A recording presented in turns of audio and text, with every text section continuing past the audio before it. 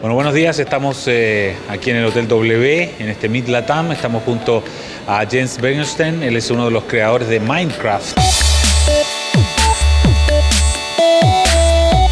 Él es sueco, tiene 36 años y esta mañana está con nosotros en el Libero para hablar un poco sobre este desarrollo increíble, impresionante. Good morning, Jens. Thank you for being with us with el Libero.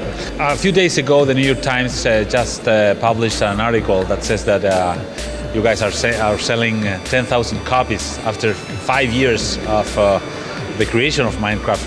How do you do that? How can you keep the people interested after 5 years in these days when we believe that sometimes internet you get bored after a couple of months? How can you keep the people engaged after 5 years? Wow, yeah. Sometimes we joke about it and say that, well, there are more than 10,000 new kids being born every day, so there's new people coming all the time.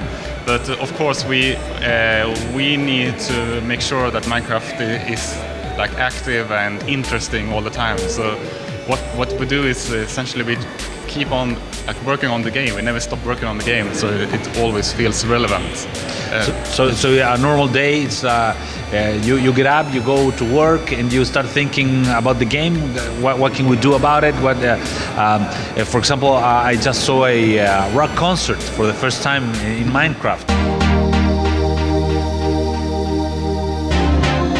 How that idea came out? I mean, most of those things are made by players in the community that get inspired. They want to do something, and Minecraft is like a great way to express yourself.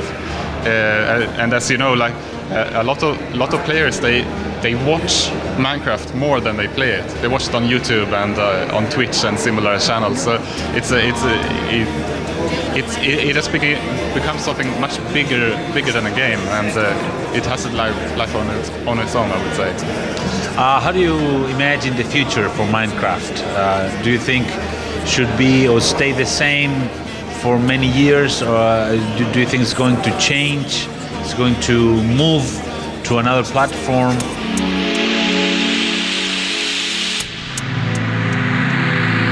We are hoping to get better, like we want to have better like cross-play between phones and computers. Mm-hmm. That's one big thing that we want to work on, and we're also working a lot on moving like more things online.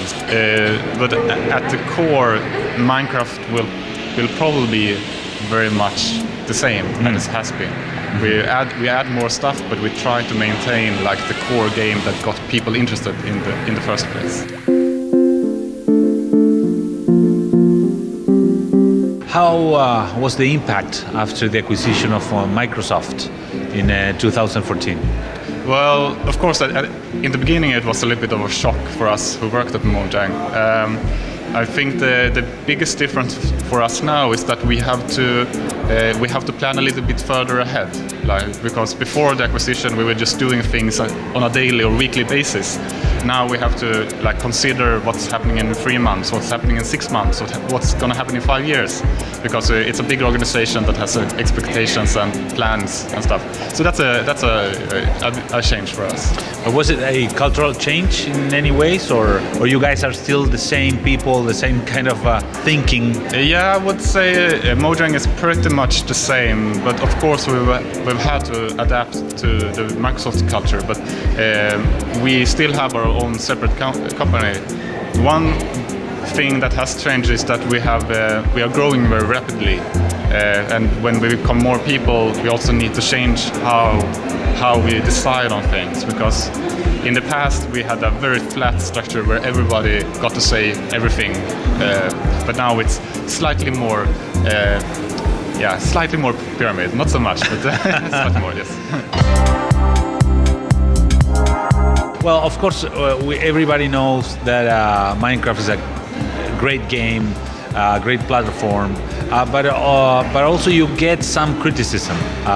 People that talk about rat children that are, all the time playing with the game, and some parents are, of course, worried about that. What do you think about that kind of criticism? Yeah, I've heard that especially in the Spanish-speaking countries about this rat boys thing. I think Minecraft, especially in the way that when you play it, you're very creative, and it makes you think. It's not only consuming. Minecraft can be used for many things. I mean, it's used in schools and such. But I can understand if parents think that their kids are playing too much, regardless of what game it is. I can imagine that there are conflicts in some houses. Personally, I don't have a problem. I played a lot of games when I was a kid, and I sit a lot of time in front of the computer. For how long could you be in front of the computer? Well, basically all free time after school. 2 or 3 hours maybe? More than that. More than that? Yeah. Would you have a recommendation for parents how to deal with this?